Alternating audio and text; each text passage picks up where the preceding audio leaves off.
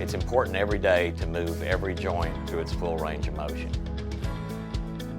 If you bring the ankle up, you just flex it, and then you extend it, and then you just roll it around as best you can. There you go. And it's very simple. Just that right there is giving that cartilage in the ankle joint some lubrication. It's giving it a chance to get more circulation to the cartilage. And then I would just move up with the knee. Just bend the knee as far as it would go, as you can go. And sometimes it doesn't hurt if you give it just a little bit more, you know. I mean, if you're laying down where you're stable, okay, and you let it down. Now raise your knee up and then just twist your leg to that side. It'll move your knee, just move your ankle, your foot, I'm sorry. There you go. That will move. Here, let's put it straight like this. Okay, now just try moving you straighten it out, but let's move it back down. All right, now just turn your foot this way. There you go, and then back that way. You can feel that in the knee. It's moving the knee. Okay, go back again. All right, and then what we want to do is go ahead and bend your knee back toward your buttocks. There you go. And again, you know, if you're in a position where you can do it and you can stabilize yourself, you just kind of stretch it a little bit. Not a hard stretch, just enough that you know that you're opening up the joint and moving it a little bit further, okay? And then the same with the hip. That moves some of the hip when she raised that up, but you would go out to the side. There you go. And then when you're out there, if you can twist your foot from one side to the other, that's moving the hip joint again. Go back the other way. There you go.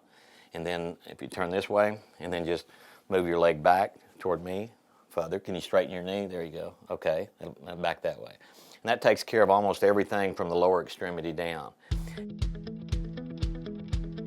And then as far as the back, you've got to be careful with the back, but if you stay firmly planted, then just kind of turn your body to the side. Now let's just twist. Do a slight twist. Try to keep your hips straight and twist.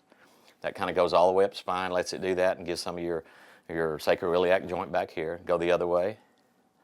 More. Just there you go. You want to go till you kind of feel a stretch. Don't force it, but you don't want to just go a little bit. You want to go a little bit further, and then just a little bit of a stretch, and then each time you'll notice it opening back up, and you'll be loosening some of that up, but it also will get all that cartilage lubricated. Okay, and then just sort of bend back slightly. There you go.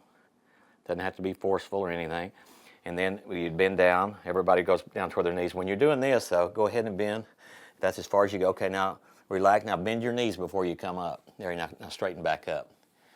A lot of times when you're bending forward like that and trying to stretch the lower back, it's a lot safer when you bend over to go ahead and flex your knees just a little bit before you come back up. And that way you won't strain anything back in this area.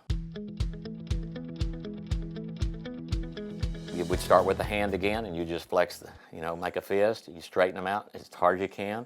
Then you just move them out a few times, and then just start to rotate your wrist back and forth, up, all the different directions. There you go. And the same with the elbow. It's very simple, And then we're going to do the shoulder. The shoulder is kind of complicated. You want to be careful with the shoulder. You don't want to force it. And if you haven't done it for a while, just take it real easy and slow, because you can, if you start stressing it and pushing it and forcing things, you can mess up the shoulder. But we just go up a little bit. That's about, there we go.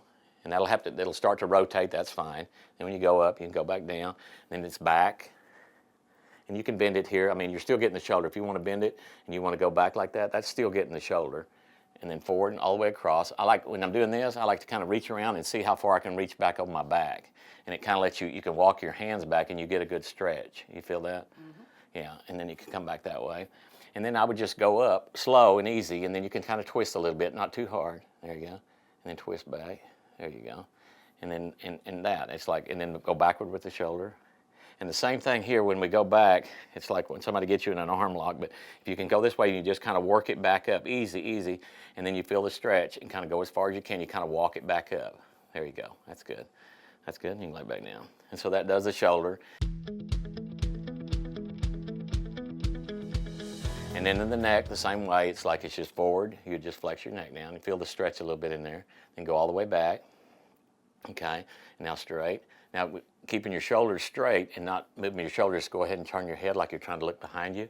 And each time you do that, if you just stretch a little bit further, you'll notice as he's starting to loosen up and the cartilage gets more pliable and gets more fluid and more flexible, then you can move that way. It's tendons as well. Then the other way.